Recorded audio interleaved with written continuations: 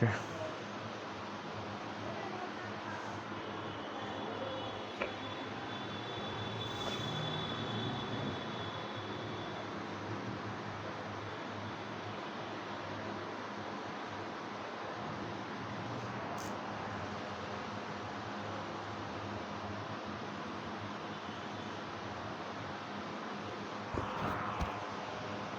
Fine.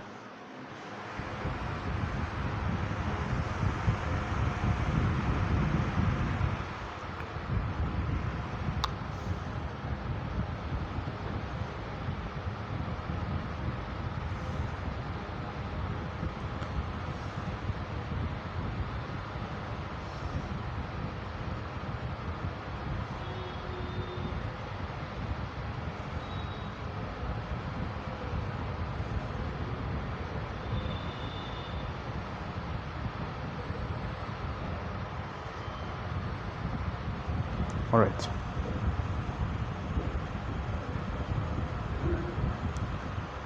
Great. আসসালামু আলাইকুম সবাইকে, আশা করি সবাই অনেক অনেক ভালো আছো। তোমাদের সবাইকে আমন্ত্রণ জানাচ্ছি আমাদের মেডিকেল থার্স্টারের প্রি মেডিকেল কোর্সের আমাদের নিউটনিয়ান বলবিদ্যা লেকচার 3-তে। সো নিউটনিয়ান বলবিদ্যা এখন পর্যন্ত আমরা 2টা লেকচার পড়েছি। আজকে বলা যায় যে আমাদের মেডিকেলে যে সকল ইনফরমেশনগুলো, আমি আবার বলছি, মেডিকেলে যে ইনফরমেশনগুলো তোমার জন্য গুরুত্বপূর্ণ, যে এক্সটেন্ট পর্যন্ত গুরুত্বপূর্ণ, আমি আজকের লেকচারে তোমাদের জন্য সেইটুকু আমি তোমাদেরকে প্রিপেয়ার করে দিব। তার মানে হচ্ছে আমাদের যাদের অলরেডি এইচএসসির প্রিপারেশান শেষ, বেশ ভালো রকম প্রিপারেশান আছে আলহামদুলিল্লাহ, তার পাশাপাশি যারা কিনা আমাদের মেডিকেলের জন্য রেডি হতে যাচ্ছে, তাদের জন্য যতটুকু ইনফরমেশান প্রয়োজন বা যতটুকু ক্লাস দরকার প্রয়োজন তাদের শেষ। তাহলে কি ভাইয়া আমার তো একটু দুর্বলতা ছিল বেসিকে, বা আমি হচ্ছে যে একটু ফার্স্ট ইয়ারের পড়াশোনা একটু গ্যাপ ছিল, আমি আপনার ক্লাস করতে আসলাম, আমাদের কি পড়া হবে না? তোমাদের জন্য এরপরের ক্লাসটা, উইচ মিনস আগামীকাল হওয়ার সম্ভাবনা বেশি, অথবা পরের দিন, নেক্সট ক্লাসে আমি একাডেমিকের জন্য যা কিছু প্রয়োজন A to Z আমি একটা ক্লাসে ইনশাল্লাহ শেষ করব। এটা হতে পারে তোমার ক্লাস 1 ঘন্টা, হতে পারে 2 ঘন্টা, অবভিয়াসলি 1 ঘন্টায় শেষ হবে না, 1-2 ঘন্টার মধ্যে পুরো চ্যাপ্টার শেষ হবে না। যত টাইপের ম্যাথ আসতে পারে, যতগুলো কনসেপ্ট, সবগুলো আমি পড়াবো। সেটা হতে পারে মিনিমাম, আমি যেটা এক্সিউম করছি 3 ঘন্টা 3.5 ঘন্টার কাছাকাছি একটা ক্লাস হবে, ইভেন আরও বেশিও হতে পারে। যাদের নিউটনিয়ান বলবিদ্যার বেসিকে প্রবলেম, এইচএসসিতে গ্যাপ দিয়ে আসছো, তাদের জন্য আগামীকালকে ইনশাআল্লাহ A to Z আমি পড়াবো। এরপরের ক্লাসটা কী হবে ভাইয়া? এরপরের ক্লাসটা হবে ফাইনাল ক্লাস নিউটনিয়ান বলবিদ্যার ইউনিভার্সিটি অ্যাডমিশনের জন্য যা যা দরকার আমরা সেটা। তার মানে আমাদের ক্লাস আজকে শেষ হলে মেডিকেলের জন্য প্রিপারেশন শেষ। নেক্সট ক্লাসে আমরা এইচএসসির প্রিপারেশন যাদের গ্যাপ, তাদের জন্য আমরা সাপ্লিমেন্টারি একটা ক্লাস রাখবো, যেটা কিনা একটা লেন্দি ক্লাস হবে, যাদের শেষ তারাও যাতে রিভাইজ দিয়ে দিতে পারে। অ্যান্ড ফাইনালি আমরা কি করব? এরপর হচ্ছে ভার্সিটি প্রিপারেশন। সবাইকে অনেক অনেক স্বাগতম আজকের ক্লাসে। সো তোমরা চাইলে তোমাদের বন্ধুদেরকে একটু মেনশন করে দিতে পারো, যাতে করে সবাই চলে আসে, দেন আজকের পড়াশোনা আমরা একটু শুরু করে দিই। আমি দুঃখিত, একটু দেরি হয়ে গেছে এই কারণে। Fine, too much late. আমি আন্তরিকভাবে দুঃখিত সবার কাছে, একটু দেরি হয়ে গেছে। ফাইন, তোমরা একটু কাইন্ডলি তোমাদের বন্ধুদেরকে মেনশন করে দিও। গ্রেট, আমরা শুরু করি। হ্যাঁ, তো আমরা আজকে শুরু করব হচ্ছে, টাইটেল দাও, সেটা হচ্ছে নিউটনের মহাকর্ষ সূত্র থেকে। নিউটনের মহাকর্ষ সূত্র, নিউটনের মহাকর্ষ সূত্র, নিউটনের মহাকর্ষ সূত্র। নিউটনের মহাকর্ষ সূত্র কি বলে? এই ভদ্রলোক এসে আমাদেরকে প্রথম বলে, এখানে যদি মোটুকে রাখি, এখানে যদি পাতলুকে রাখি, মোটুর ভর হচ্ছে, এটা মোটু, ধরো এটা হচ্ছে পাতলু, এটা হচ্ছে পাতলু, এখানে যদি মোটুকে রাখি, এখানে যদি পাতলুকে রাখি, মোটু পাতলু, এদের ধরো এদের মধ্যেকার আকর্ষণ বল সব সময় এদের গুণফলের সমানুপাতিক। আকর্ষণ বলটাকে আমি যদি এফ, ছোট হাতের একটা জি মানে গ্র্যাভিটেশনাল ফোর্স, জি দ্বারা প্রকাশ করি, সবসময় এদের গুণফল কত হয়? M1 M2। এই যে সমানুপাতিক চিহ্নটা কি বোঝায় ভাইয়া? এদের কারো যদি আমি যদি ভর বাড়ায় দেই, পাতলু যদি কখনো মোটু হয়ে যায় বা মোটা হয়ে যায়, তো এই ক্ষেত্রে কি হবে? পাতলুর ভর যদি কখনো বেড়ে যায়, M2 যদি বাড়ে, তাহলে এফও বেড়ে যাবে, কিংবা M1 যদি বাড়ে, তাহলে এফ বেড়ে যাবে। তার মানে এদের মধ্যেকার যে আকর্ষণ বল, এদের মধ্যেকার যে আকর্ষণ বল আকর্ষণ বল কি? এদের ভরের গুণফলের সমানুপাতিক, এদের ভরের গুণফলের সমানুপাতিক। এটা একটা কথা। আমরা একটা জিনিস জানি, কি হয় যখন না কিনা ডিস্টেন্স বেড়ে যায়, দূরত্ব বেড়ে যায়, তখন কিনা টান কমে যায়। একটা হিউম্যান সাইকোলজির বিষয়। তো মহাকর্ষ বলের ক্ষেত্রেও সেম জিনিস। যত দূরত্ব বাড়ে এদের মধ্যে, যত দূরত্ব বাড়ে এদের মধ্যে, যত দূরত্ব বাড়ে, দূরত্বের বর্গের ব্যস্তানুপাতিকে আমাদের ফোর্সটা পরিবর্তন হয়। কীরকম ভাইয়া? এটাকে এভাবে, F G is proportional to 1/, দূরত্বের ব্যস্তানুপাতিক। তার মানে দূরত্বের বর্গের ব্যস্তানুপাতিক। দূরত্ব যত বাড়ে দূরত্বের বর্গে অনুসারে আকর্ষণ কমতে থাকে। দূরত্ব যত বাড়ে দূরত্বের বর্গের অনুযায়ী আকর্ষণ কমতে থাকে। এটা খুব ছোটবেলার কনসেপ্ট। তাহলে এখান থেকে আমরা আসলে কি লিখতে পারি? এখান থেকে যেটা লিখতে পারি সেটা হচ্ছে F is proportional to m1 m2 over এখানে ডি স্কোয়ার। আমরা জানি এই যে এই চিহ্নটা প্রপোর্শনাল বা সমানুপাতিক, প্রপোর্শনাল বা সমানুপাতিক চিহ্নকে যদি উঠাতে হয় আমাদেরকে একটা ধ্রুবক আনা লাগে, তাই না? একটা ধ্রুবক আনা লাগে। যেহেতু আমরা ডিল করতেছি এফ জি নিয়ে, গ্র্যাভিটেশনাল ফোর্স নিয়ে, এই কারণে আমাদের এখানে যে ধ্রুবকটা আসবে সেটাও হচ্ছে G, which means F G is equal to একটা ক্যাপিটাল জি দিব এখানে। ক্যাপিটাল জি দিয়ে আমরা এখানে লিখব m1 m2 divided by D square. তাহলে ভাইয়া এই জিটা কোথা থেকে আসবে? জি এর পরিচয়টা কি? জি এর পরিচয়টা তোমরা একটু লিখো কষ্ট করে। জি এর পরিচয়টা হচ্ছে মহাকর্ষীয় ধ্রুবক। জি এর পরিচয়টা হচ্ছে মহাকর্ষীয় ধ্রুবক। জি এর পরিচয়টা হচ্ছে একটা মহাকর্ষীয় ধ্রুবক। মহাকর্ষীয় ধ্রুবক। জি কি? জি হচ্ছে একটা মহাকর্ষীয় ধ্রুবক। তো আমরা এরপরে ডিসকাশনটা সব জিকে নিয়ে করব। সো জি এর একটু পরিচয়গুলো লিখি। জি হচ্ছে সবার আগে মহাকর্ষীয় ধ্রুবক, কিন্তু জি এরও একটা মান আছে। জি হচ্ছে 6.6, জি হচ্ছে 6.673, 6.673 ইন্টু 10^11 ইন্টু 10^11। এটা হয়তো তোমার মুখস্থ হয়ে যাবে, কিন্তু যে জিনিসটা মুখস্থ থাকবে না সেটা হচ্ছে এই জিনিসটা, যেটা লিখে দিচ্ছি। এটা হচ্ছে এই জিনিসটা, newton metre square per KG square, newton metre square per KG square. এখন আমাদের কি দরকার ভাইয়া? এটা হচ্ছে আমাদের মহাকর্ষীয় ধ্রুবকের মান, একক সহ। এটা হচ্ছে আমাদের একক। সো নিউটন মহাকর্ষীয় বলের মান। এরপর আমাদের যে জিনিসটা আমাদের জন্য খুবই গুরুত্বপূর্ণ, যে জিনিসটা আমাদের জন্য খুবই গুরুত্বপূর্ণ, সেটা হচ্ছে মাত্রা।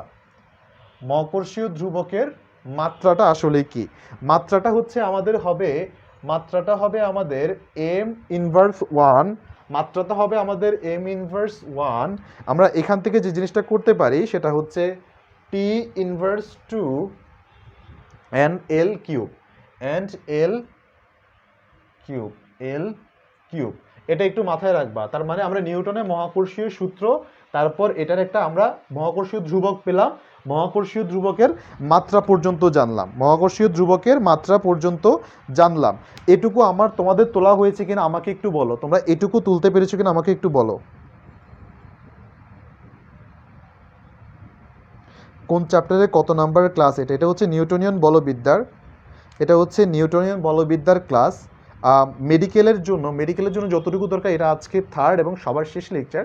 মেডিকেলের জন্য, মেডিকেল বেসিসে তুমি দেখবা যে কোনো কোচিংয়ে গেলেও ইন জেনারেল দেখা যাচ্ছে একটা ক্লাসের মধ্যে শেষ করাই দেয়, বা সর্বোচ্চ হচ্ছে 2টা ক্লাস পর্যন্ত হতে পারে।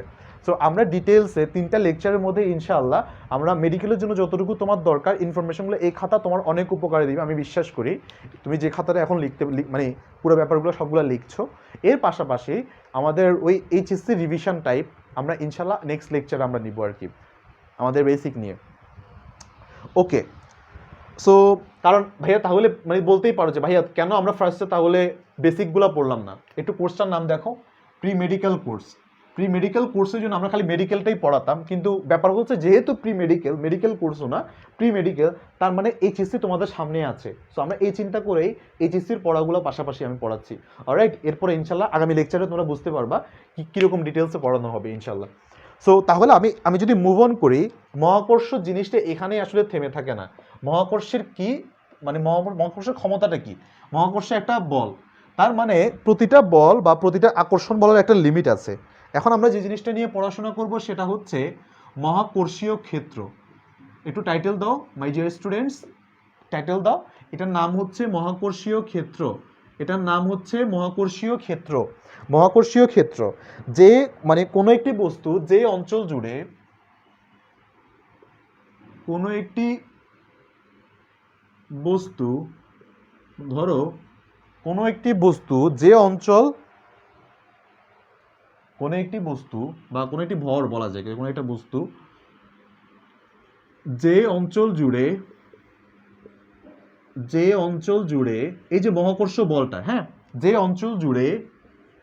অঞ্চল জুড়ে মহাকর্ষ বল টের পায়, মহাকর্ষ বল অনুভব করে, অনুভব করে যে অঞ্চল জুড়ে মহাকর্ষ বলটুকু কোনো একটা বস্তুকে রেখে দিলে যে অঞ্চল, দেখা যাচ্ছে আমার বাসায় একটা এসি রাখছি, হ্যাঁ, আমার বাসায় একটা এসি লাগানো আছে, আমি যে অঞ্চল পর্যন্ত এসির বাতাস আমার গায়ে লাগে এরপরে গেলে আমার কাছে গরম লাগতেছে, এসি ছাড়া যে অবস্থা সে অবস্থা, ওইটাকে বলা হয় এসির রেঞ্জ। অলরাইট, আমার বাসায় একটা সাউন্ড বক্স লাগিয়েছি, অনেক জোরে জোরে গান বাজাচ্ছি, যে অঞ্চলে গিয়ে আমি আর ওই গানের আওয়াজ পাচ্ছি না সেটা আমার রেঞ্জ শেষ, ওইটুকু পর্যন্ত আমার এসির রেঞ্জ। তার মানে যেখান পর্যন্ত এই মহাকর্ষর বলটা অনুভব করা যায়, যেখান পর্যন্ত এই বলটা অনুভব করা যায় তাকে আসলে কি বলে, তাকে বলা হয় মহাকর্ষ ক্ষেত্র। যে অঞ্চল জুড়ে, এটা হচ্ছে যে অঞ্চল জুড়ে মহাকর্ষ ক্ষেত্র। মহাকর্ষ ক্ষেত্রটাকে কি বলা যায়, এই যে একটা ফোর্স, কি ফোর্স, এটা হচ্ছে গ্র্যাভিটেশনাল ফোর্স, এটা হচ্ছে একটা গ্র্যাভিটেশনাল ফোর্স, একটা নির্দিষ্ট অঞ্চল জুড়ে এই অঞ্চল পর্যন্ত গ্র্যাভিটেশনাল ফোর্সের মানে ক্ষমতা আছে। এটা এটা বলে হচ্ছে, আমি একটু সার্কাস্টিক ওয়েতে যদি বলি, সেটা হচ্ছে দেখা যায় না যে ধরো একটা সার্টেন এরিয়ার একটা মনে করো এডিশনাল ডিসি কিংবা ডিস্ট্রিক্ট কমিশনার হাউএভার, ওনারা দেখা যাচ্ছে একটা ক্ষমতাবান ব্যক্তি তার ক্ষমতা থাকে একটা নির্দিষ্ট রিজিয়ন পর্যন্ত। সো এরকম একটা মহাকর্ষ ক্ষেত্র, সেটা পৃথিবী হতে পারে যে কোনো জিনিসের, একটা মহাকর্ষ ক্ষেত্র না, তার চারপাশে একটা অঞ্চল পর্যন্ত এটা প্রভাব বিস্তার করে। এই যে অঞ্চলটুকু, এই অঞ্চলটুকু সাধারণত বলা হয় আমাদের মহাকর্ষ ক্ষেত্র। ভাই আমি মহাকর্ষ ক্ষেত্রটা দরকার কি, প্রশ্নতে কি মানে পরীক্ষাতে কি সংজ্ঞা আসবে? সংজ্ঞা আসবে না, তবে মহাকর্ষ ক্ষেত্র রিলেটেড আরেকটা পার্ট আছে। এই যে তুমি দেখছো না অনুভব করতেছো, তাহলে তুমি একবার চিন্তা করে দেখো, এই যে একটা ধরো এসি, আমি এসির কথাই বলি, এসি এক জায়গায় লাগানো আছে, তুমি একদম যে রুমে এসি আছে সেই রুমে থাকলে যে পরিমাণ ঠান্ডা অনুভব করবা, পাশের রুমে কি ঠিক সেই পরিমাণ ঠান্ডা অনুভব করবা না। তার মানে কি, ওই এসির তীব্রতার একটা পার্থক্য আছে। এসি যেখানে প্রবলভাবে ঠান্ডা করতেছে, পাশের রুমে ঠিক কম পরিমাণে ইয়া করতেছে। তার মানে কি, যে প্রভাবটা আছে প্রভাবেরও কিন্তু পার্থক্য আছে। তোমার পাশে দেখা যাচ্ছে যে যে মহাকর্ষ যে বস্তুটা ক্ষেত্রের আশপাশে, ধরো আমি যে পৃথিবীতে আছি, আমার কাছে যেরকম মানে মহাকর্ষ ক্ষেত্র যেভাবে কাজ করতেছে বা অভিকর্ষ ক্ষেত্র যেভাবে কাজ করতেছে পৃথিবীর বাইরে somewhere at out of this world, ওইখানে আমাদের দ্বারা সেরকমভাবে নাও করতে পারে কাজ। সো এভাবে তাহলে আমরা বলতে পারি যে এখানে তারতম্য যে হয়, প্রভাবের যে তারতম্য আছে, এই জিনিসটা ঘটে একটা টার্মের জন্য। টার্মটার নাম হচ্ছে আমাদের প্রাবল্য, মহাকর্ষীয় প্রাবল্য। এখন আমরা এই প্রাবল্যটাকে আমি বলি, এই প্রাবল্যটাকে আমি বলি মানে একটু ব্যাখ্যা করবো এখন। তবে একটা লাইন তোমরা একটু কাইন্ডলি একটু লিখে রাখো, এই লাইনটা খুবই ইম্পর্টেন্ট। সেটা হচ্ছে সাধারণত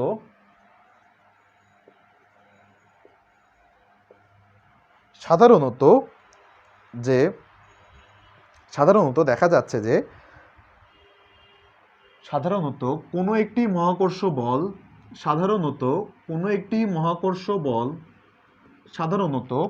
মহাকর্ষ বল অসীম পর্যন্ত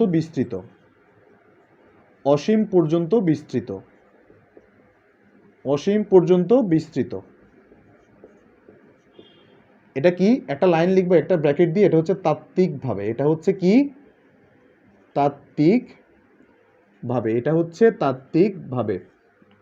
তাত্ত্বিকভাবে।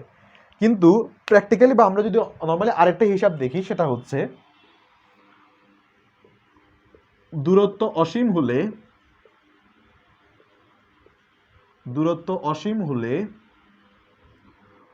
অসীম হলে মহাকর্ষ বল শূন্য হয়ে যায়। মহাকর্ষ বল শূন্য। ভাইয়া ব্যাখ্যা করুন তো একটু। হ্যাঁ বলি, দেখো Fg is equal to Gm1 m2 divided by d square. d is equal to infinite হলে d square obviously infinite, infinite square কি? ইনফিনিটি স্কোয়ার কি হয়? ইনফিনিটি যদি নিচে একটা থাকে তাহলে কি হয়ে যায়? পুরোটা মহাবিশ্ব ব্রহ্মাণ্ড আন্ডা, মানে জিরো হয়ে যাবে। সো এইটুকু তোমরা বুঝতে পেরেছো কিনা বলো? আমি একটু অনেকক্ষণ ধরে টানা পড়ালাম, তো আমাকে একটু তোমরা কনফার্ম করো এইটুকু তোমাদের কাছে ক্লিয়ার কিনা।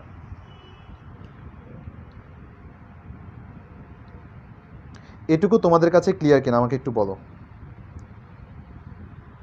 পিপাসা পাচ্ছে আজকে, একটু দাঁড়াও।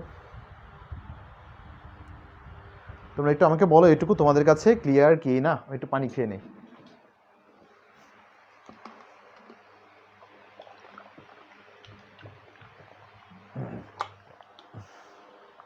ফাইন, অলরাইট, তাহলে আমরা একটু মুভ অন করি। হ্যাঁ, সামনে আজকে একটু একটু বেশি বেশি পড়তে হবে। ওকে, ফাইন,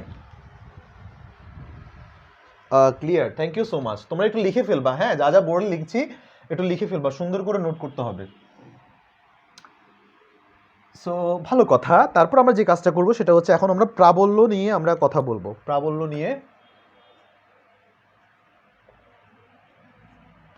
নিয়ে আমরা কথা বলবো। প্রাবল্য নিয়ে আমরা কথা বলবো। ফাইন, প্রাবল্য বা ইন্টেন্সিটি নিয়ে কথা বলবো। অলরাইট, সো আমরা বলতে হবে যে মানে কোনো একটি একক ভরের বস্তু, কোনো একটি একক ভরের বস্তুর উপর, একটু খেয়াল করো, মহাকর্ষ ক্ষেত্রের কোনো একক ভরের বস্তুর উপর, কোনো একটি একক ভরের বস্তুর উপর, কোনো একটি একক ভরের বস্তুর উপর, একক ভরের বস্তুর উপর, একক ভরের বস্তুর উপর, কোনো একটি একক ভরের বস্তুর উপর যে বল ক্রিয়া করে, যে বল ক্রিয়া করে, কোনো একক ভরের বস্তুর উপর যে বল ক্রিয়া করে, কোনো একক ভরের বস্তুর উপর যে বল ক্রিয়া করে তাকে বলা হয়, সেই পরিমাণ বলকে ওই বস্তুর উপর প্রাবল্য বলে, ওইখানকার প্রাবল্য বলে। প্রাবল্যের জেনারেল সূত্র যদি আমি লিখতে চাই সেটা হচ্ছে E ইজ ইকুয়াল টু, সবসময় মাথায় রাখবে এটা পৃথিবীর যে কোনো সংজ্ঞার ক্ষেত্রে, যার সামনে একক থাকবে সে ভগ্নাংশের নিচে থাকবে, একক ভর এম। দেখো E is equal to F by M, এটা একটু মাথায় রাখবা। E ইকুয়াল টু তার মানে বলছে যে বল, যার আগে যে থাকে, দেখো যা সংজ্ঞার মধ্যে ইয়েটা সূত্রটা লেখা আছে, যার আগে যে থাকবে সে থাকে উপরে, যার আগে একক থাকে সে থাকে নিচে। এটা সবসময় খেয়াল রাখবা, এটা জাস্ট সংজ্ঞা। তবে আমি তিনটে ইম্পর্টেন্ট পয়েন্ট দিবে, এই তিনটে ইম্পর্টেন্ট তোমাদের মেডিকেল অ্যাডমিশনের জন্য খুবই গুরুত্বপূর্ণ। অলরাইট, সো তিনটে ইনফরমেশন কি কি? সেটা হচ্ছে প্রাবল্য একটি ভেক্টর রাশি, সেটা হচ্ছে প্রাবল্য একটি ভেক্টর রাশি, প্রাবল্য একটি ভেক্টর রাশি, প্রাবল্য একটি ভেক্টর রাশি। মানুষজন উঠানামা করতেছে দেখি। ওয়ালাইকুম আসসালাম, যারা যারা আসছো, ঠিক আছে, ওয়ালাইকুম আসসালাম। অলরাইট, প্রাবল্যের অভিমুখ ভেক্টর রাশি মানে কি? তার মানে কি এর একটা দিক থাকবে, এটা থাকবে। সো এটা হচ্ছে প্রাবল্য যেদিকে কাজ করে, প্রাবল্য যেদিকে ক্রিয়া করে বা যেদিকে থাকে, যেদিকে মুখ করে থাকে, প্রাবল্য যেদিকে ক্রিয়া করে মহাকর্ষ ক্ষেত্র, মহাকর্ষ ক্ষেত্র সেদিকে ক্রিয়া করে, সেদিকে ক্রিয়া করে, সেদিকে ক্রিয়া করে। অলরাইট, প্রাবল্য যেদিকে ক্রিয়া করে মহাকর্ষ ক্ষেত্র সেদিকে ক্রিয়া করে। তবে তবে একটা সংজ্ঞা তোমরা একটু মাথায় রাখবা। হ্যাঁ, আরেকটা সংজ্ঞা আছে এটার জন্য। যেহেতু আমরা নর্মালি জানি এফ ইজ ইকুয়াল টু, ধরো দুটো সমান ভরের বস্তু যদি হয় এরকম, সো আমরা একটা সংজ্ঞা এখান থেকে লিখতে পারি। এই যে এফ এর একটা আমাদের ফর্মুলা আছে না, ফর্মুলা থেকে আমরা আরেকটা ডেরাইভড একটা মানে আমরা এখানে ইয়া লিখতে পারি, সূত্র লিখতে পারি। সূত্রটা কি? E is equal to GM by R square. যদি পৃথিবীর পৃষ্ঠের মধ্যে হয় বা পৃথিবীর উপর একক ভরের কোনো বস্তু হয়, তাহলে আমাদের এই ফর্মুলাটা আমরা এখান থেকে খাটাতে পারি। এখন অনেকে বলবা ভাইয়া এই ফর্মুলাটা আসলে কিভাবে আসছে? ধরো আমি এফ ইজ ইকুয়াল টু কি জানি বলো তো? জি, এটা হচ্ছে এম ইন্টু ছোট হাতের M divided by R square, তাই না? তাহলে আমরা কি বলেছিলাম? E is equal to F by M, তাই না? তাহলে আমরা এখান থেকে লিখতে পারি G F is equal to, এটা ডিভাইডেড বাই এমটা এখানে লিখি 1 by M into F, G M M over R square, M M কাটা, আমাদের কাছে থাকে G into M over R square. আশা করি তোমরা এইটুকু বুঝতে পেরেছো, রাইট? এইটুকু তোমাদের কাছে ক্লিয়ার। সো যদি এইটুকু ক্লিয়ার হয় তাহলে আমরা চলো একটু সামনে একটু আগাই, হ্যাঁ, সামনে একটু আগাই। সো কিছু ইনফরমেশনের মধ্যে আরও আছে যেটা কিনা পৃথিবীর ভূপৃষ্ঠে বা কিংবা খুব নিকটে, ভূপৃষ্ঠে বা পৃথিবীর নিকটে, পৃথিবীর নিকটে, পৃথিবীর নিকটে যাহা প্রাবল্য তাহাই অভিকর্ষজ ত্বরণ। যা প্রাবল্য তাই অভিকর্ষ ত্বরণ, মানে অভিকর্ষ ত্বরণটাই একটা প্রাবল্য। দেখো এটা কিন্তু ঘুরে ফিরে দেখবে সামনে অভিকর্ষ ত্বরণের ফর্মুলা কিন্তু এটাই অভিকর্ষ চ্যাপ্টারে গেলে, তাই অভিকর্ষজ ত্বরণ। তাহলে আমরা এখান থেকে কি সিদ্ধান্তে আসতে পারি? এখান থেকে আমরা সিদ্ধান্তে আসতে পারি ভূপৃষ্ঠের মধ্যে ই ইজ ইকুয়াল টু জি, এটা মাথায় রাখতে পারি। ই ইজ ইকুয়াল টু জি, আমরা এটা মাথায় রাখতে পারি। তবে দুইটা ইনফরমেশন খুব ভালো মতো মাথায় রাখবা, দুইটা জিনিস মাথায় রাখবা। এক, মহাকর্ষ বলের কারণে জোয়ার ভাটা হয়, মহাকর্ষ বলের জন্য জোয়ার ভাটা হয়, মহাকর্ষ বলের জন্য, মহাকর্ষ বলের জন্য জোয়ার ভাটা হয়, মহাকর্ষ বলের জন্য জোয়ার ভাটা হয়, মহাকর্ষ বলের জন্য জোয়ার ভাটা হয়, মহাকর্ষ বলের জন্য জোয়ার ভাটা হয়। অলরাইট, সো এটা একটা কথা। এবার আমাদের একটা খুবই খুবই ক্রুশিয়াল ইনফরমেশন, খুবই ক্রুশিয়াল ইনফরমেশন, এটা এটা এটা মাস্ট মাথায় রাখবা। এটা একদম পারলে স্টার দিয়ে লিখে রাখো, হ্যাঁ। পৃথিবীও, দেখো পৃথিবীও মানে সূর্য ও পৃথিবীর মাঝখানে, একটু লিখো, এটা লিখো সূর্য আর এদিকে হচ্ছে পৃথিবী, সূর্য আর পৃথিবী। উপরে লেখো আকর্ষণ বল, উপরে লিখে রাখো আকর্ষণ বল। কার সাথে কার আকর্ষণ বলের তুলনা?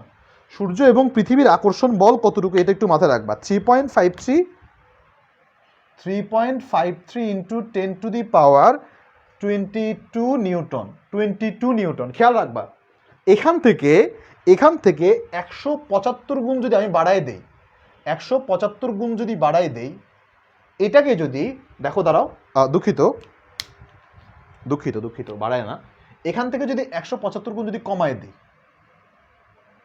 কমিয়ে এটার 175 গুণ যদি কমাই দেই, তাহলে হিসাবটা আমার কাছে আসে পৃথিবী আর চন্দ্রের মহাকর্ষ বল। পৃথিবী ও চন্দ্র, পৃথিবী ও চন্দ্রের আকর্ষণ বল, পৃথিবী ও চন্দ্রের আকর্ষণ বল কত?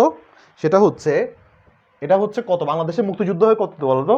1971 সালে। তার 5 বছর পর কত? 1977। লেখো 1.976, 1976 মুক্তিযুদ্ধে 5 বছর পর, ইন্টু 10⁻, কত? 10⁻20। দেখো এইটার 175 গুণ বেশি কিন্তু এই যে এটা নিউটন। তার মানে কি পৃথিবী থেকে চাঁদের হচ্ছে কত? 1976 ইন্টু 10⁻20। খেয়াল করো 1976 মানে 1.976, অফকোর্স এভাবে লিখে দিও না 1976, পরে ভুল করবা।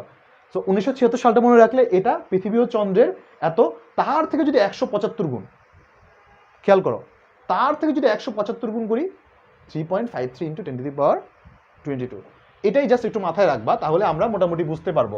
তাহলে এই ইনফরমেশনগুলো তোমাদের তোলা হয়েছে কিনা আমাকে একটু জানাও, এইটুকু তোমাদের তোলা হয়েছে কিনা আমাকে একটু জানাও। ওয়ালাইকুম আসসালাম ভাইয়া, এত দেরিতে এসে সালাম দিলে কিভাবে হবে? এইটুকু তোমাদের তোলা হয়েছে কিনা আমাকে একটু জানাও।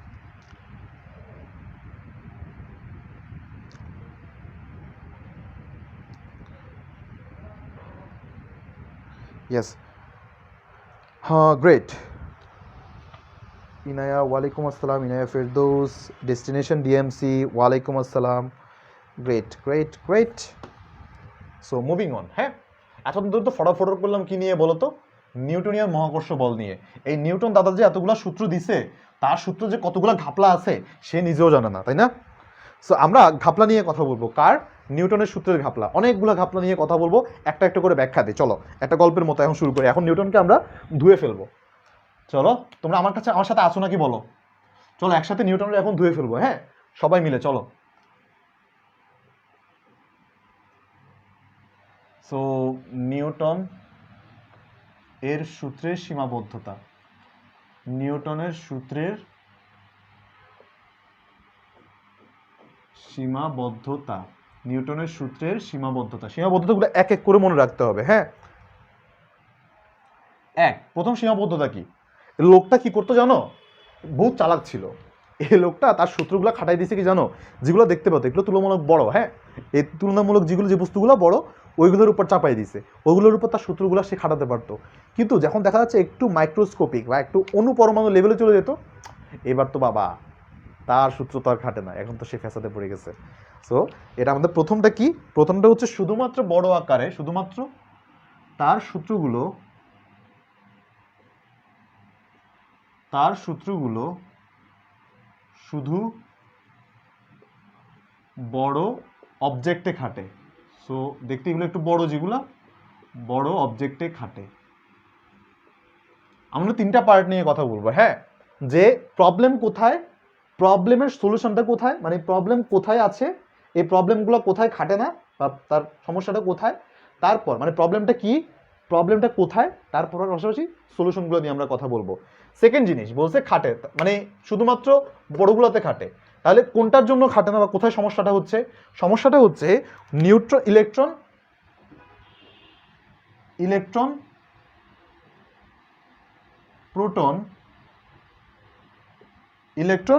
প্রোটনের ক্ষেত্রে, ইলেকট্রন প্রোটন বা নিউট্রন ও নিউট্রন, মানে ওইদের লেভেলে, নিউট্রন লেভেলে, ওদের লেভেলে খাটে না। তো ভাইয়া আমি তো বুঝলাম, এখন তো দুনিয়া তো চাই সলিউশন, তাই না?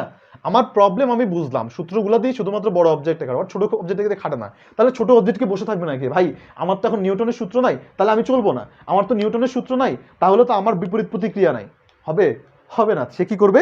তাদের জন্য হচ্ছে যে নতুন একটা আসে, সেটা হচ্ছে যে কোয়ান্টাম তত্ত্ব দিয়ে, কোয়ান্টাম তত্ত্ব মেনে চলে। এগুলোর জন্য হচ্ছে কোয়ান্টাম তত্ত্ব আসে, সলিউশনটা হচ্ছে কোয়ান্টাম তত্ত্ব দিয়ে ব্যাখ্যা করা যায়। এই কারণে কোয়ান্টাম তত্ত্ব দিয়ে ব্যাখ্যা করা যায়, কোয়ান্টাম তত্ত্ব দিয়ে ব্যাখ্যা করা যায়। আমি একটা ক্লিয়ার করলাম, হ্যাঁ, একটা ক্লিয়ার করলাম। সেকেন্ড জিনিসটা এই লোকটা এসে, মানে এই লোকটা যে সূত্রগুলো দিছে, এগুলো না সবসময় ফ্লুইডের ক্ষেত্রে খাটে না। যে ফ্লুইড মানে কি? এই যে পানি, তরল পদার্থ বা প্রবাহী পদার্থগুলো, এগুলোর ক্ষেত্রে ফ্লুইডের যে সূত্র আর্কিমিডিস দিয়ে গেছে ইউরেকা বলে, এরপর না নিউটন এটা দিয়ে আর ভাবেই নাই। সে শুধুমাত্র তার ওই যে এই অবজেক্টগুলো নিয়ে কথাবার্তা বলছে, রিজিড আইটেম নিয়ে কথাবার্তা বলছে। এখন সে বলে যে ফ্লুইড এলিমেন্টের জন্য, ফ্লুইড এলিমেন্ট মানে প্রবাহী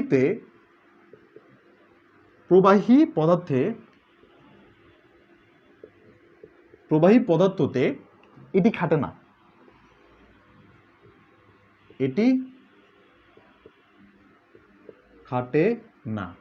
ভালো কথা, খাটে না। তাহলে ভাই প্রবাহী পদার্থের সলিউশন নাই? অবশ্যই আছে। এটার জন্য কি দরকার হয়? ফ্লুইড মেকানিক্স দরকার হয় আলাদাভাবে।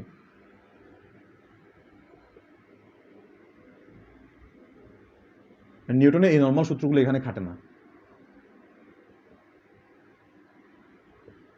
ফ্লুইড মেকানিক্স দরকার হয়। এই দুটো জিনিস তোমরা বুঝতে পেরেছো। ফ্লুইড মেকানিক্স কি জানো? তোমরা সপ্তম অধ্যায়ে পদার্থের গাঠনিক পদার্থ তোমরা শিখবা, সান্দ্রতা, তারপর বিভিন্ন ইস্যুগুলা। ফ্লুইড মেকানিক্সের ইঞ্জিনিয়ারিং তোমরা যদি কখনো যাও, ফ্লুইড মেকানিক্সের বড় একটা তোমাদের কোর্সই পাবা, অলরাইট, ইন ফিউচারে। ফিজিক্সও আছে, ফিজিক্সের মধ্যেও পাবা, ইয়াতে অনার্সের ফার্স্ট ইয়ারে যদি ইঞ্জিনিয়ারিং লাইনে যাও কেউ এখান থেকে আর কি। হাউ এভার, সো ব্লার দেখাই স্যার। আচ্ছা, ব্লার দেখাচ্ছে আমাকে, একটু তোমরা কাইন্ডলি কনফার্ম করতো। তাহলে আমি একটু দেখি ইন্টারনেট কানেকশন আমি চেঞ্জ করবো, বা তোমাদের ইয়ার দেখি।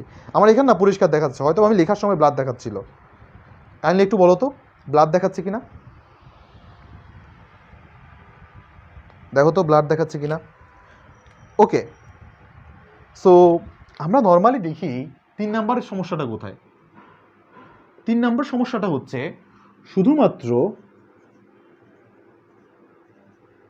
শুধুমাত্র আলোর বেগের তুলনায়,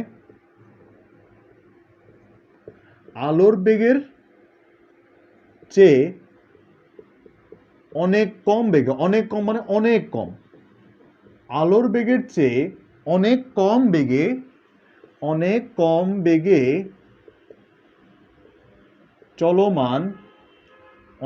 বেগে চলমান বস্তুর ক্ষেত্রে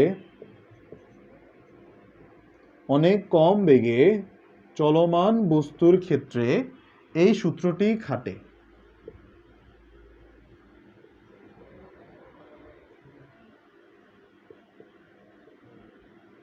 তার মানে কি আলোর বেগের কাছাকাছি সূত্রে খাটে না? না, খাটে না। ঝামেলাটা এখানে।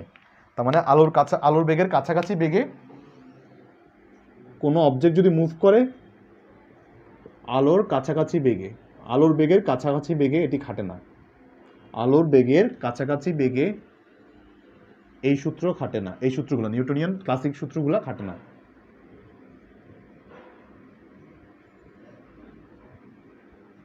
এই সূত্র খাটে না। তাহলে ভাইয়া সলিউশন কি? সলিউশনটা হচ্ছে খুব সিম্পল। সলিউশন তখন নিয়ে আসে আইনস্টাইন আপেক্ষিকতা তত্ত্ব কাজে লাগে।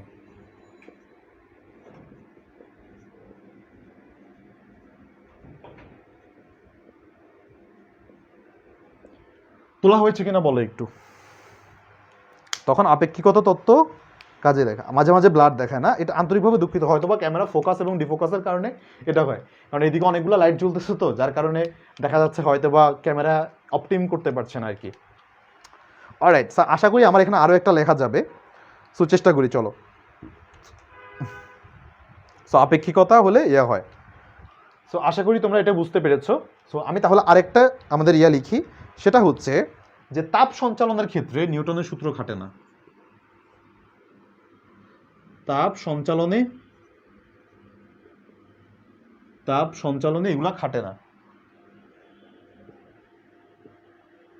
তাপ সঞ্চালনে খাটে না। তাপ সঞ্চালন না খাটে, তখন আমরা সলিউশনটা কি?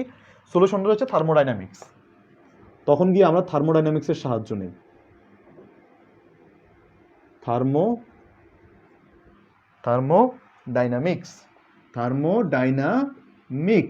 থার্মোডাইনামিক্স।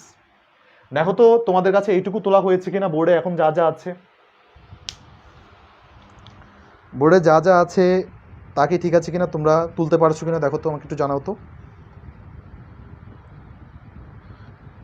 বোর্ডে যা যা আছে তোমাদের কাছে ক্লিয়ার কিনা।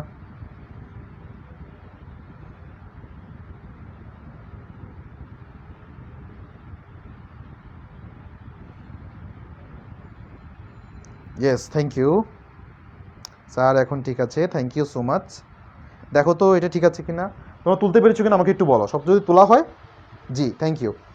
সো আর দুইটা জিনিস লিখবো, আর দুটো জিনিস একটু এই পাশে লিখি। এগুলো ছোটো ছোটো তো, তার সীমাবদ্ধতা। নিউটন দাদুকে একটু ধুয়ে দিলাম 4টা দিয়ে। এখন নিউটন দাদু বলতেছে না, এবার আমাকে একটু ছেড়ে দে। তা আমি বলবো না, ছাড়াছাড়ি নেই। তো এক্ষেত্রে সে বলে, আবার তার সমস্যা হচ্ছে সে তড়িৎ নিয়ে কিছু বলতে পারে না। তড়িৎ চার্জের ক্ষেত্রে তড়িৎ চার্জের গতির ক্ষেত্রে বা তাড়িত চুম্বকের ক্ষেত্রে এগুলো খাটে না।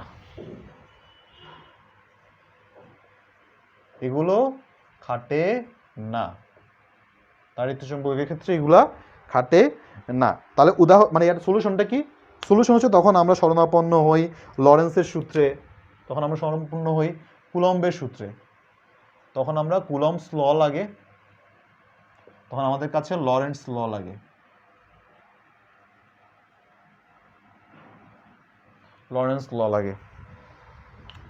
সো আরেকটা ফাইনাল, এটা খুবই ক্রুশিয়াল। হ্যাঁ, এটা খুবই ক্রুশিয়াল। এটা হচ্ছে একমাত্র সবচাইতে বড় ফ্ল নিউটনের সূত্রে। সেটা হচ্ছে যে শুধুমাত্র জড় প্রসঙ্গ কাঠামোর ক্ষেত্রে এটা কাজে লাগে। অজড় প্রসঙ্গ হলে সেখানে খাটে না। অজড় প্রসঙ্গ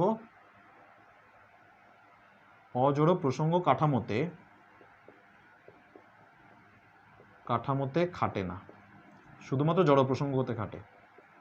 সো অজড় প্রসঙ্গতে এটা খাটে না।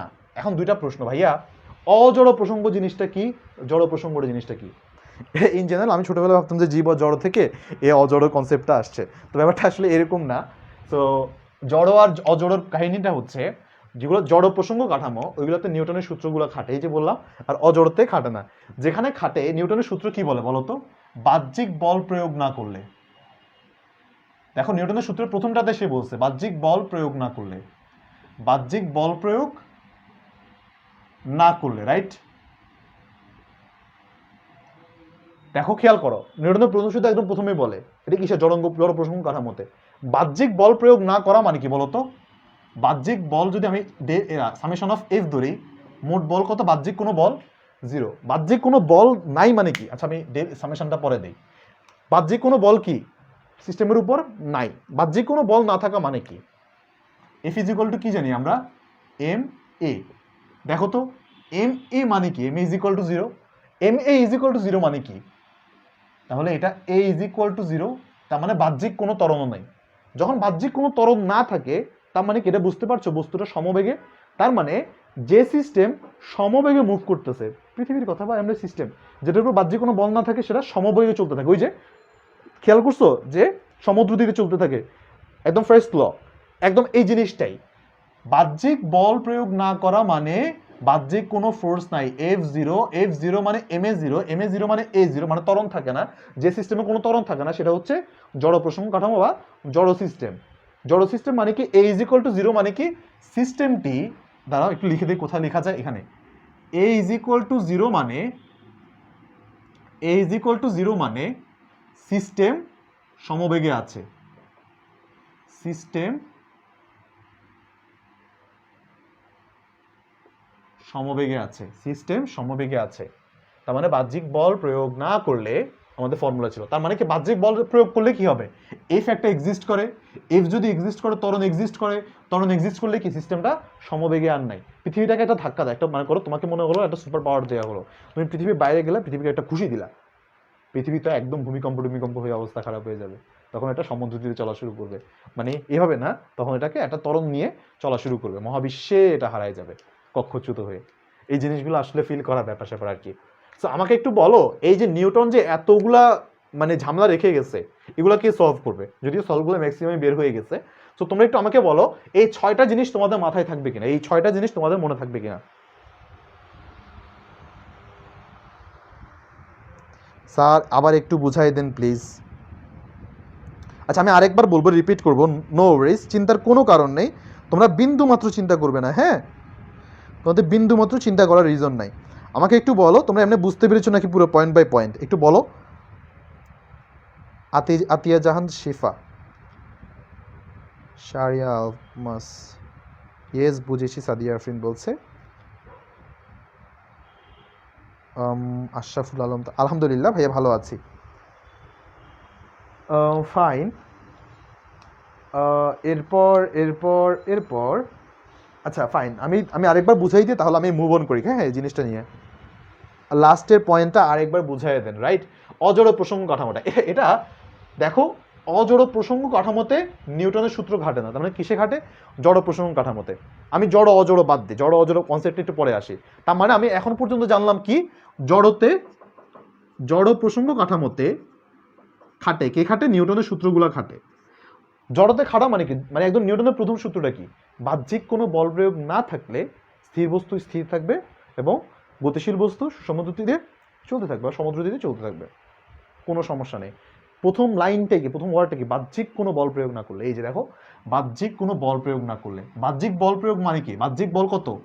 F is equal to 0। বাইরে থেকে কোনো ফল মানে ফোর্স দেওয়া হচ্ছে না। এফ ইজ ইকুয়াল টু 0 মানে কি? M A is equal to 0। M A is equal to 0 মানে এ ইজ ইকুয়াল টু 0। তার মানে কি? ওই সিস্টেমে কোনো ত্বরণ আছে? নাই। যে সিস্টেমে ত্বরণ নাই, দেখো, তার মানে সেই সিস্টেমটা কি? সমবেগে চলতেছে না। দেখো, আগে যে বেগ ছিল এখনো সেই বেগ, বেগ পরিবর্তনের হার কত? 0।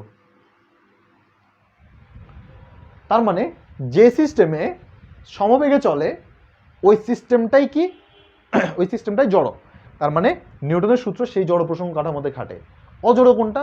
যেটার মধ্যে ত্বরণ আছে, যেটার মধ্যে বল আছে, যেটা সমবেগে চলে না। তুমি পারবা এটা যদি আমাকে পার্থক্য লিখতে বলে জড় আর অজড়ের মধ্যে? আশা করি সারা জীবন এই কনসেপ্টটা তুমি মাথায় রাখবা। যখন ফার্স্টে দেখবা জড়তে খাটে, অজড়তে খাটে না। জড়তে খাটে মানে কি? ওই প্রথম সূত্র, বাহ্যিক বল। বাহ্যিক বলের ইয়াতে কনসেপ্ট ইজি। ফাইন। জড় অজড় প্রসঙ্গ কাঠামোটা আরেকবার বুঝান। তোমরা একটু আমাকে বলো বুঝতে পেরেছো কিনা। এই যে বললাম পৃথিবীকে তুমি ধাক্কা দিয়ে নাড়াই দিবা। Alright alright alright, thank you. So moving on, হ্যাঁ আমরা 4টা পয়েন্ট লিখবো একটু, হ্যাঁ এই যে বলবিদ্যার ডেভেলপমেন্টের 4টা পয়েন্ট লিখবো। বলবিদ্যার ডেভেলপমেন্টের 4টা পয়েন্ট মাস্ট আমাদের মাথায় রাখা দরকার। 4টা পয়েন্ট, 4টা সময়কাল, টাইম লাইন একটু মনে রাখবো, হ্যাঁ টাইম লাইন। নিউটনিয়ান বলবিদ্যা, নিউটনিয়ান বলবিদ্যা, নিউটনিয়ান বলবিদ্যা এটা আবিষ্কার হয়েছে 1660 সালে। 1660 সালে এটা নিউটনিয়ান বলবিদ্যা বের হয়। এরপর যে কাহিনীটা হয় সেটা হচ্ছে তাড়িত চুম্বক। অলরাইট, দেখো নিউটনিয়ান বলবিদ্যা আবিষ্কার হয়েছে, এখনো কিন্তু কোনো কিছু নিয়ে ঝামেলা নাই। ঝামেলাটা হচ্ছে ধীরে ধীরে হয়। দেখো বলবিদ্যার ফ্লগুলো আস্তে আস্তে মানে ভুলগুলো আস্তে আস্তে মানে আসতে থাকে। তবে নিউটনের বলবিদ্যা অনেক কাল পর্যন্ত মানুষ মেনে চলে, কিন্তু আস্তে আস্তে না ওই যে বিদ্যুৎ ডেভেলপ করতে থাকে, তড়িৎ প্রবাহ মানে তড়িৎ নিয়ে মানুষের কাজকর্ম বাড়তে থাকে, তখন একটা টার্ম আসে কি তাড়িত চুম্বক। তখন একটা টার্ম আসে তাড়িত চুম্বক, ইলেকট্রোম্যাগনেটিক তাড়িত চুম্বক। তাড়িত চুম্বকের একটা ডেভেলপমেন্ট পিরিয়ড আছে, সেটা কিরকম? কোনো কোনো বইতে লেখা আছে 1860 এখান থেকে, অথবা 1861, এক এক সময় এক এক রকমভাবে ডেভেলপড হয়। অ্যান্ড ফাইনালি হচ্ছে 1870 সালে মোটামুটি একটা ভালো স্ট্যাবলিশ পয়েন্ট পায়, এটা আবিষ্কার হয় এই টাইমটাতে। তাড়িত চুম্বক আবিষ্কার হওয়ার ফলে এই তাড়িত চুম্বকের লগুলোকে কাজে লাগিয়ে আইনস্টাইন দেন হচ্ছে আপেক্ষিকতা তত্ত্ব। এই বলবিদ্যার এগুলো হচ্ছে ক্রমবিকাশ, আপেক্ষিকতা। আপেক্ষিকতা কবে আবিষ্কার হয়? আপেক্ষিকতা আবিষ্কার 1900 কত জানেন? 1905 সালে। 1905 সালে এই আপেক্ষিকতা তত্ত্বের উপর ভিত্তি করে কোয়ান্টামকে ডেভেলপ করে max Planck. Quantum quantum mechanics আসে হচ্ছে 1925 সালে, তার 20 বছর পর। এটা এই টাইমলাইনটা একটু মাথায় রেখো, এই টাইমলাইনটা তোমাদের জন্য গুরুত্বপূর্ণ। আর আমি তাহলে মোটামুটি নিউটনিয়ান নিয়ে কথাবার্তা বলেছি, এখন আমরা একটু অন্য ধাঁচের পড়াশোনায় চলে যাব। অন্য ধাঁচের পড়াশোনায় চলে যাব। অন্য ধাঁচের মানে কি, যে একটু ঘূর্ণন বলবিদ্যায় চলে যাব আর কি। এতক্ষণ পর্যন্ত লিনিয়ারগুলা পড়ছি, এটাকে ঠেলা দিচ্ছে, এই হচ্ছে ওই হচ্ছে, এই জিনিসগুলা। এবার একটু চলে যাই জড়তার ভ্রামকে। জড়তার ভ্রামকের আগে সংজ্ঞাটা পড়াই দিই তোমাদেরকে, কারণ মেডিকেলে হচ্ছে সংজ্ঞা নিয়ে অনেক মার প্যাচ আছে, আমি তারপর সংজ্ঞাটা বুঝাবো। সেটা হচ্ছে জড়তার ভ্রামক। জড়তার ভ্রামক কাকে বলে? কোনো নির্দিষ্ট সরল রেখা থেকে, কোনো নির্দিষ্ট সরল রেখা থেকে, কোনো নির্দিষ্ট সরল রেখা থেকে, কোনো নির্দিষ্ট সরল রেখা থেকে, কোনো নির্দিষ্ট সরল রেখা থেকে, কোনো নির্দিষ্ট রেখা থেকে কোনো দৃঢ় বস্তুর, দেখো কোনো নির্দিষ্ট সরল রেখা থেকে কোনো দৃঢ় বস্তুর, কোনো দৃঢ় বস্তুর ভর এবং, কোনো দৃঢ় বস্তুর ভর এবং ওই বস্তুর অন্তর্গত বা বস্তুর ভিতরে আর কি অভ্যন্তরীণ প্রতিটি বস্তু কণার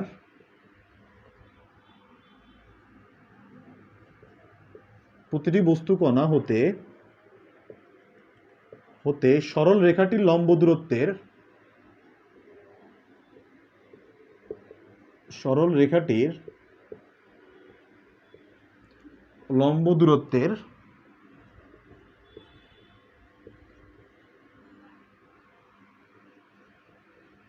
গুণফল। দৃঢ় বস্তু প্রতিটি বস্তু কণা ভর এবং গুণফলের সমষ্টি জড়তার ভ্রামক।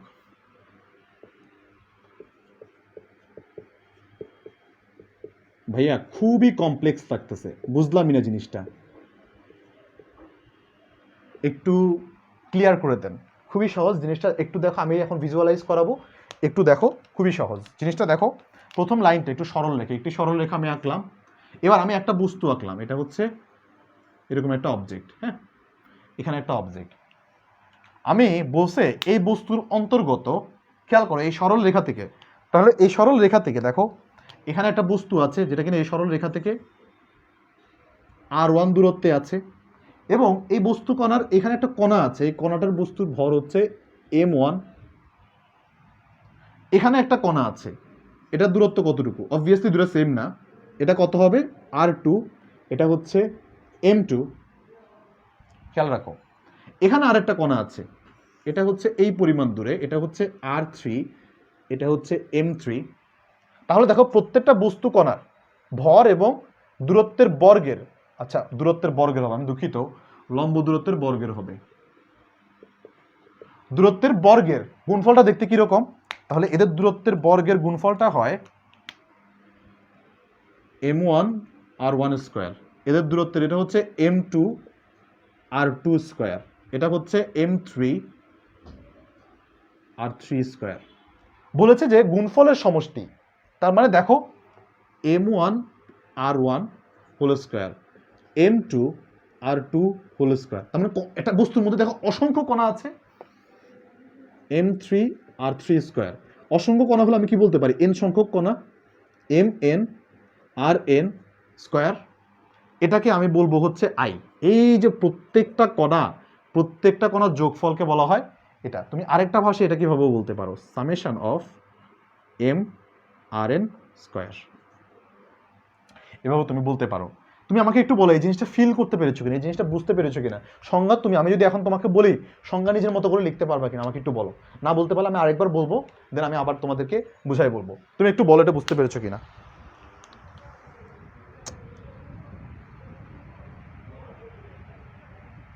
আমার নেটওয়ার্কে প্রবলেম করতেছে, বুঝতে পারছি, ব্লার হয়ে আছে। জেসি বলছে বুঝছি, বাকিরা একটু বলো তো বুঝতে পেরেছো কিনা। স্যার নেটটা এত মাঝে মধ্যে, আচ্ছা এসএস নেওয়ার আগে একটু খাতা লেখা বেশি ট্রাই করো। সো এসএস জিনিসটা হচ্ছে অনেকটা এরকম যে অফলাইনে যখন কোচিং করি আমরা অনেক সময় দেখা যায় টিচার অনেক নোটস দিয়ে দেয় বা আমাদেরকে দিয়ে দেয়, শিটস দিয়ে দেয়, রাইট? সো দেখা যাচ্ছে যে ওই শিটসগুলো আমাদের ব্যাগে করে যখন বাসায় আসে, বাসায় এসে সর্বোচ্চ আমাদের ব্যাগের মধ্যে থাকে, ব্যাগের মধ্যে থেকে বের করা তো হয় না, খুব যত্ন করে আমরা ব্যাগের মধ্যে রেখে দিই। কিন্তু ঝামেলাটা হয় 2-3 সপ্তাহ পরে শীটের পরিমাণ বাড়তে থাকে চক্রবৃদ্ধি হারে। সো শীত বাড়তে বাড়তে ব্যাগটা অনেক ভারী হয়ে যায়। সো তখন আমাদের কাজ কি? সিটি কর্পোরেশন দায়িত্ব দেয় আমাদেরকে ব্যাগটা পরিষ্কার করার জন্য। সো সিটি কর্পোরেশনের দায়িত্ব পালন করতে গিয়ে ওই যে শীত তো গুরুত্বপূর্ণ জিনিস, তাই না? আমরা তো পড়ে ফাটাই ফেলবো।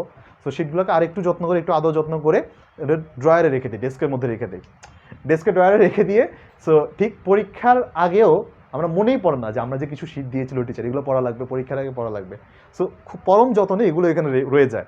তো কী হয়, সেমিস্টার যখন চেঞ্জ হয় বা পড়া একদম শেষ হয়ে যায়, যখন ওই জিনিসগুলো যখন লাগে না, তখন ওই যে ওই খবরের কাগজ লাগবে কি না, বিভিন্ন বাসায় যখন কাগজপত্র বিক্রি করা হয়, তখন এগুলো আবার একদম নতুন ছকছকে এগুলো বের হয়। তাহলে এই একটা শীটের জীবন কাহিনী কি, টিচারের বাসা থেকে বা ওই প্রাইভেট টিচারের কাছ থেকে আমার পর্যন্ত, ওই যে কাগজওয়ালা পর্যন্ত, যারা যে কাগজগুলো নিয়ে যায় ওই লোকগুলো পর্যন্ত। সো স্ক্রিনশটের ব্যাপারটা এরকম, আমরা আজকে পড়াটা স্ক্রিনশট তুলে নেই, কালকে একটা সেই রকম হ্যাং আউট হবে। সো 4টা স্ক্রিনশটের ছবি, 40টা হ্যাং আউটের ছবির মাঝখানে একদম পদদলিত হয়ে দেখা যাচ্ছে যে এটা ভুলেই যাবো যে শিটগুলো আছে বা আমি স্ক্রিনশটগুলো তুলেছি।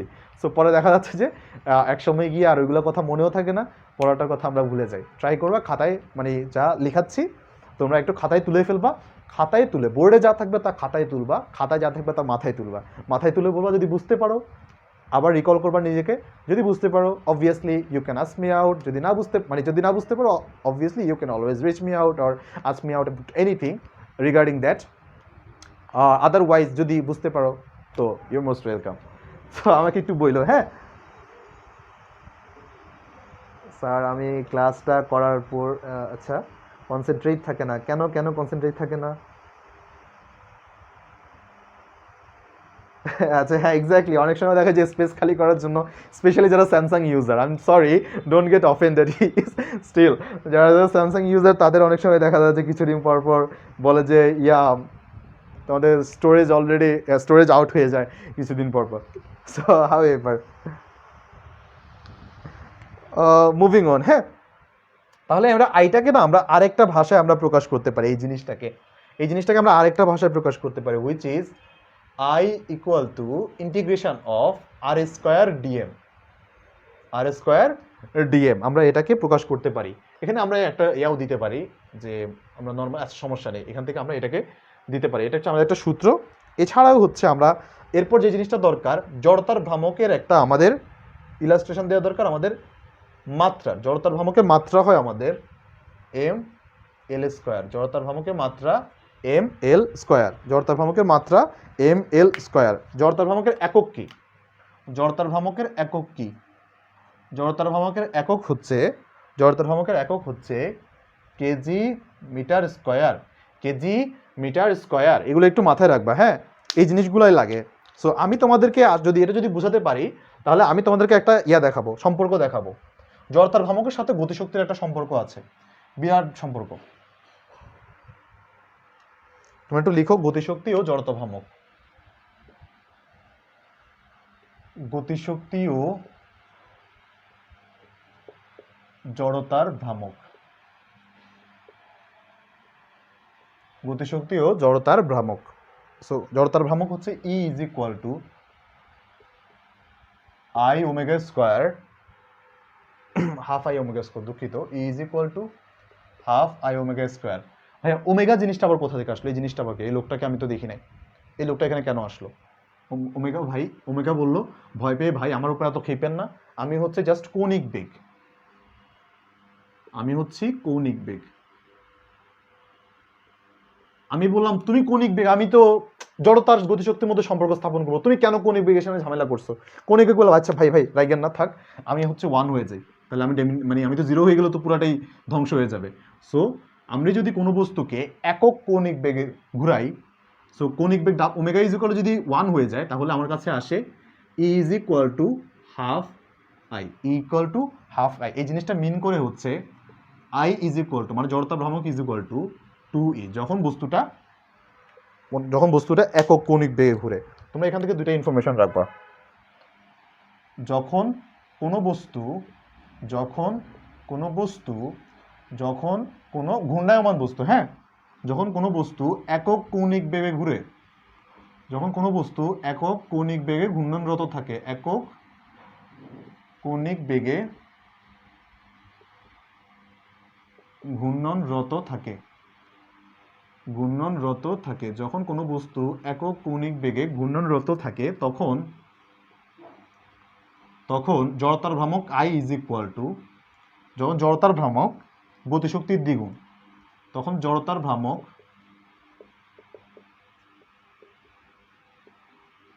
গতিশক্তির দ্বিগুণ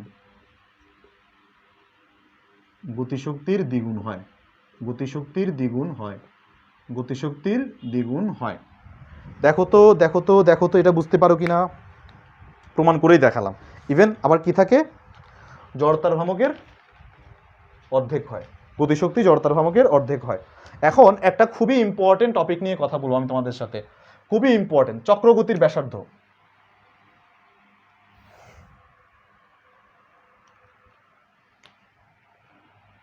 চক্রগতির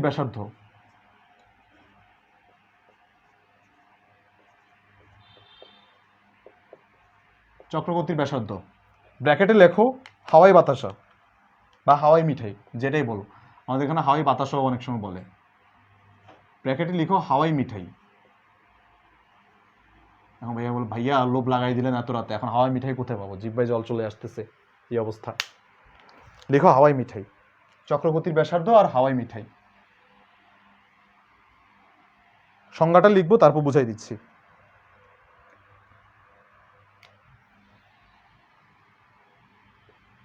কোনো দৃঢ় বস্তু কণার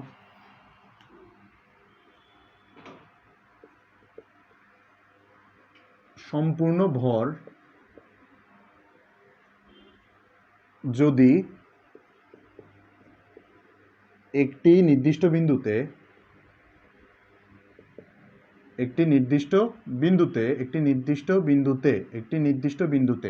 কোনো বস্তু কণার সম্পূর্ণ ভর একটি নির্দিষ্ট বিন্দুতে কেন্দ্রীভূত করা হলে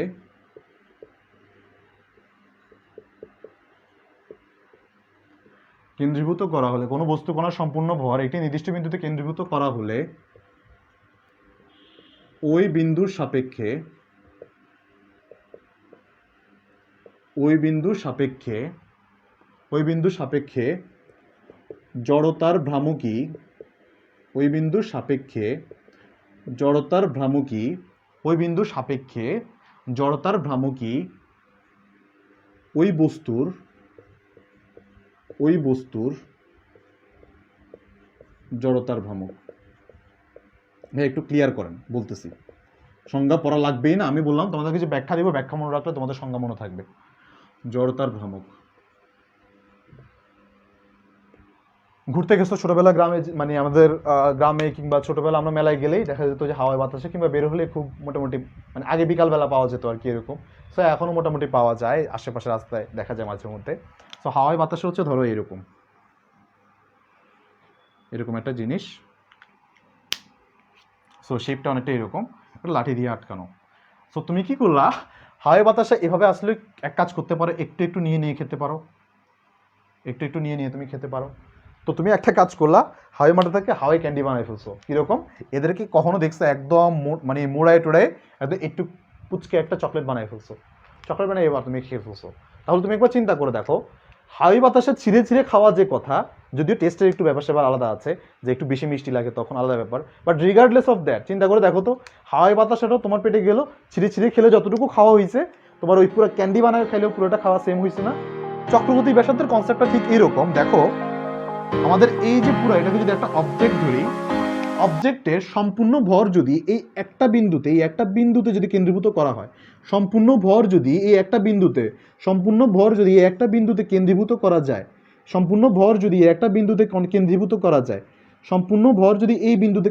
করা যায়, তাহলে এই একটা সরল রেখা থেকে এই বিন্দুর দূরত্ব কতটুকু ধরলাম আর এটা হচ্ছে আমরা ধরলাম আচ্ছা আর না ধরে দূরত্ব ধরলাম কে, আর বস্তুটার ভর এই যে এই বিন্দুটার ভর, মানে সব ভর তো এই বিন্দুতে আনছি, ভর যদি এম হয়, তাহলে এই সরল রেখার সাপেক্ষে যে সরল রেখাটা, এই অক্ষ, এই সরল রেখাটাকে সবসময় মাথায় রাখবা, সরল রেখা বললো না, এটাকে বলবো হচ্ছে অক্ষ, এটাকে বলা হয় অক্ষ।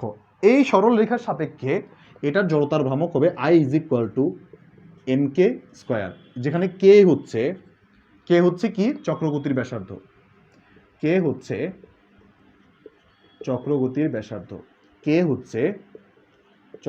ব্যাসার্ধ। বুঝতে পেরেছো কিনা আমাকে একটু জানাও।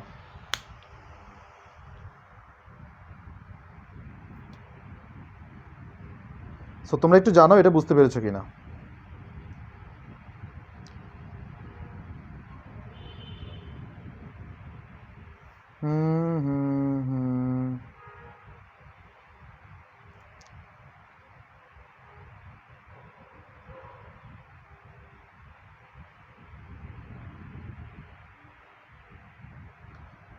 বুঝেছি।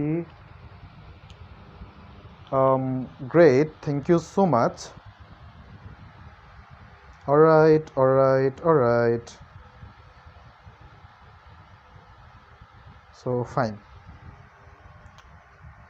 তাহলে চলো আমরা আর একটু সামনে যাই। তাহলে ভাইয়া আমার এটার আসলে মানে চক্রগতি বলে যদি আমাকে যদি জিনিসটা বের করতে বলে, আমি এটা নিয়ে আসলে কিভাবে কাজ করব, এটার জন্য আমি যে কাজটা করব সেটা হচ্ছে আমি না এখান থেকে কে এর মান বের করতে পারবো। এখান থেকে আসলে কে এর মানটা কীরকম, আমি লিখতে পারি I/m = k, অতএব মানে k², অতএব k √I/m, এভাবে আমি লিখতে পারি। এছাড়াও ভাইয়া আমার এখানে না এদেরকে নিয়ে একটু কাজ আছে। হ্যাঁ, আমাদের একটা চার্ট মুখস্থ করা লাগবে, যাতে মুখস্থ করতে কষ্ট না হয়। আমি তোমাদেরকে একটু টেকনিক দেখাই দেবো, একটু আমি ভিজুয়ালাইজেশন দিই। আশা করি তোমাদের চক্রগতি ব্যাসার্ধ জীবনে ভুলবা না।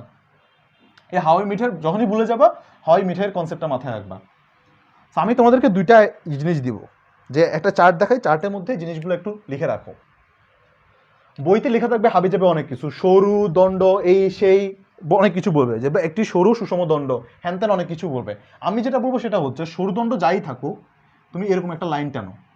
দেখো এরকম একটা লাইন টানো, লাইনটাকে যদি দেখো, এই লাইনটা যদি এটা হয়, এই যে লাইনটা যদি এটা হয়, এবং আমার যে অক্ষ মানে হচ্ছে যাকে দিয়ে ঘুরবে, তুমি হচ্ছে এরকম অক্ষটা যদি এরকম হয়, দেখো খেয়াল করো অনেক সময় এরকম অক্ষটা হচ্ছে যদি মাঝখান বরাবর থাকে, এই লাঠিটার সাপেক্ষে দেখো তো বল এই জায়গাটা এভাবে ঘুরতেছে, দেখো ভিজুয়ালাইজ করতে পারছো কিনা জিনিসটা দেখো। তাহলে দেখো মাঝখান বরাবর আমার কাছে আটকানো আছে, কিংবা জিনিসটা এমনও হতে পারে, ধরো আমি এটাকে এভাবে ঘুরাচ্ছি, এভাবে ঘুরছি, অক্ষ সহ ঘুরতেছে, এই যে এভাবে ঘুরতেছে, তার মানে জিনিসটাকে এভাবে ফিল করা যায় না। দেখো তো এই যে লাল লাঠিটার সাপেক্ষে এই যে আমার আরেকটা কলম যে ছিল, যে কালো কালি কলমটা এভাবে ঘুরছিল, তাহলে আমার লাঠিটা যদি এল দৈর্ঘ্যের হয় পুরাটা, আমার লাঠিটা যদি এল দৈর্ঘ্যের হয়, এই যে লাঠি, এই লাঠিটা যদি এল দৈর্ঘ্যের হয়, দেখো খেয়াল করো, এবং লাঠিটার ভর যদি এল দৈর্ঘ্যের হয়, লাঠিটার ভর যদি এম হয়, তাহলে আমি সবসময় মনে রাখবো আমার আই মানে জড়তার ভ্রামক। তাহলে আমি সবসময় মনে রাখবো আই জড়তার ভ্রামক। সো আরেকটা হচ্ছে আমাদের মাথায় রাখতে হবে চক্রগতির ব্যাসার্ধ। এই দুটো জিনিস, একটা হচ্ছে আই, একটা হচ্ছে চক্রগতির ব্যাসার্ধ। সো ব্যাপার হচ্ছে এটার জন্য যদি এই কেসটা হয় সবসময় মাথায় রাখবা আমাদের ক্ষেত্রে এটা আসবে এম এল স্কোয়ার। তো বুঝতে পারলাম এইটুকু, এটাকে আমি 12 দিয়ে ভাগ দিব, এটা জাস্ট আমাদের ফর্মুলাটা মাথায় রাখবা। এটা যদি মাথায় রাখো, তুমি যদি এটুকু মনে রাখতে পারো, বাকিটুকু তোমার জন্য এমনিই সহজ। চক্রবর্তী ব্যাসার্ধ কি করবা, এমটাকে সরাই দিয়ে পুরোটাকে রুট করে দিবা। রুট করলে কত হয়, এল স্কোয়ারকে রুট করলে থাকে এল, 12কে রুট করলে √12। চক্রবর্তী ব্যাসার্ধ এটা জানলে চক্রবর্তী ব্যাসার্ধ সহজ। ভাই এবার আমি লাঠিটা এভাবে না, লাঠিটা আমি এই পাশে নিয়ে আসছি, জিনিসটা একটু কিরকম, এবার এই পাশে নিয়ে আসছি, দেখো অক্ষটা এই পাশে, তার মানে লাঠিটা এই যেভাবে ঘুরতেছে, আরো বেশি ভিজুয়ালাইজ করা যায়। ধরো দেখা যায় ছোটবেলায় যে কোনো একটা খাম্বা বলতে খুঁটি আর কি, দুঃখিত আঞ্চলিক ভাষা বা উপভাষা ইউজ করলাম। দেখো একটা খুঁটি যদি ধরি, আমরা রাস্তায় হাঁটার সময় কি করতাম, ওই খুঁটি ধরে ঘোরার চেষ্টা করতাম, তাই না? সো কেউ একজন এরকম একটা খুঁটি ধরে সেটা এভাবে ঘুরতেছে, এই যে এক পাশে হাতটা দিয়ে এভাবে ঘুরতেছে। সো লাঠিটার অবস্থা যদি এরকম হয়, দেখো লাঠিটা হচ্ছে এরকম, এবং তার যে ঘূর্ণনক্ষ, এটাকে বলা হয় ঘূর্ণনক্ষ, আমি যেটা বললাম এটাকে বলা হয় ঘূর্ণনক্ষ। সো লাঠিটা যদি এরকম হয়, তার অক্ষটা যদি এরকম হয়, তাহলে এটা এভাবে ঘুরতেছে।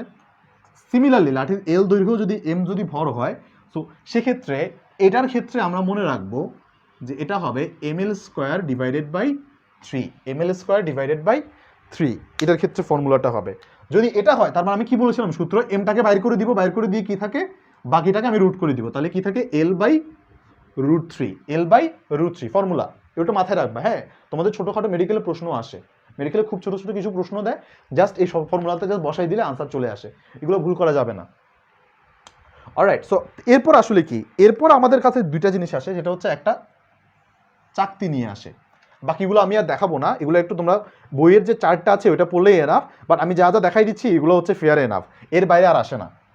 সো এটা একটা চাকতি, মনে করে এই চাকতি লাটিম দেখছি না, ধরো হচ্ছে যে আগে ছোটবেলায় কার্টুনের মানে পাওয়া যেত, ওই যে মেরিডিয়ান চিপসের সাথে কিছু কার্ড দিত, হ্যাঁ, কার্ডের সাথে উপরে একটা জিনিস মানে এর মতো টাকা দিত। সো একটা কার্ডের ভিতরে আরেকটা কার্ড যদি দিয়ে দেওয়া যেত, এরকম করে লাটিমের মতো ঘুরান যেত। সো এরকম একটা চাকতি, রাইট, ডিস্কের মতো। সো এই চাকতির ঠিক মাঝখান বরাবর মানে কেন্দ্র দিয়ে আমার যদি একটা ঘূর্ণনক্ষ প্রবেশ করা হয়, সো সেক্ষেত্রে জিনিসটা আসলে কি হয়, সেক্ষেত্রে জিনিসটা হচ্ছে সিম্পলি ½ m r²। ভাইয়া আর জিনিসটা কি, আর হচ্ছে এই যে ঘূর্ণনক্ষ থেকে দূরত্ব বা আমাদের ব্যাসার্ধ, চাকতিটার ব্যাসার্ধ r/m²। ভাইয়া এটা কিভাবে করবো, বাকিটা সিম্পল, রুট করে দাও, এমটাকে বাইর করে দিয়ে রুট করে দাও, কি হয় r/√2। এরপর কাহিনী আছে একটু, হ্যাঁ, আমার নিচে কি জায়গা আছে দেখা যাচ্ছে কিনা, হ্যাঁ আমার নিচে একটু জায়গা আছে এখানে, আর নিচে নামা জায়গা, আচ্ছা দাঁড়া এ পাশে লিখে দিই। ফাইনাল 4 নাম্বার যেটা মনে রাখবা সেটা হচ্ছে একটা সিলিন্ডার। হ্যাঁ, একটা সিলিন্ডারকে যদি নিজ অক্ষের সাপেক্ষে,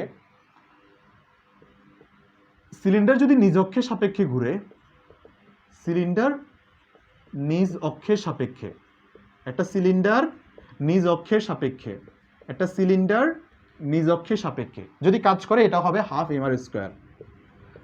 m² সিলিন্ডার।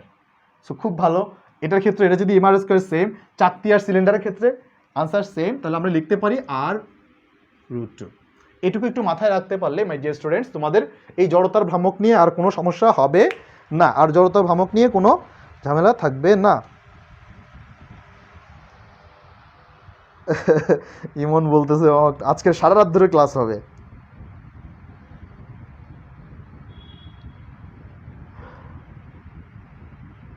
আজকে সারা রাত ধরে ক্লাস হবে, সমস্যা নেই।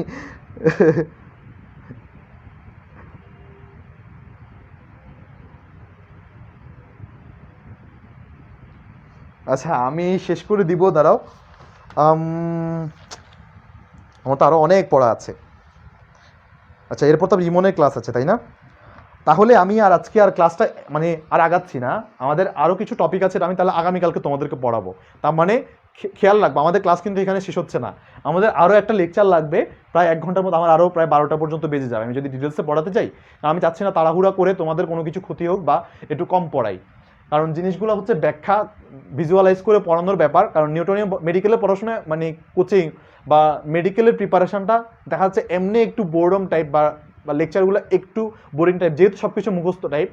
সো তোমাদেরকে বোঝানোর বা তোমাদেরকে এনগেজ করার একমাত্র ওয়ে হচ্ছে লিটারেলি ভিজুয়াল, মানে how I can visualise well আর the way I can engage you in a better way, right? So then আমি জাস্ট এটা এক্সপেক্ট করতে পারি যে না তোমাদের পড়াটা আনন্দ লাগছে, তোমাদের আসলে পড়তে ভালো লাগছে। সো লিটারেলি ওই জায়গাটাই আমার আসলে ভালো লাগা বা সার্থকতার জায়গাটা।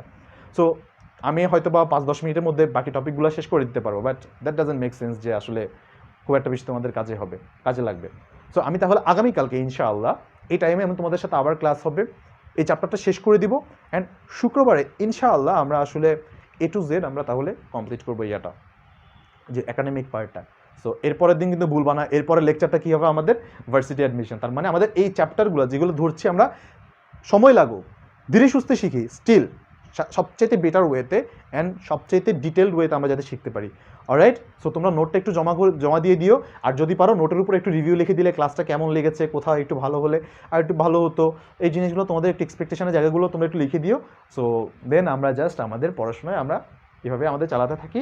সবার জন্য অনেক অনেক শুভকামনা, সবার জীবন অনেক অনেক সুন্দর হোক। সো আজকে আমি এখান পর্যন্ত রাখি। টিল দেন টেক কেয়ার, আল্লাহ হাফিজ, নেক্সট লেকচারে দেখা হচ্ছে। So good night everyone.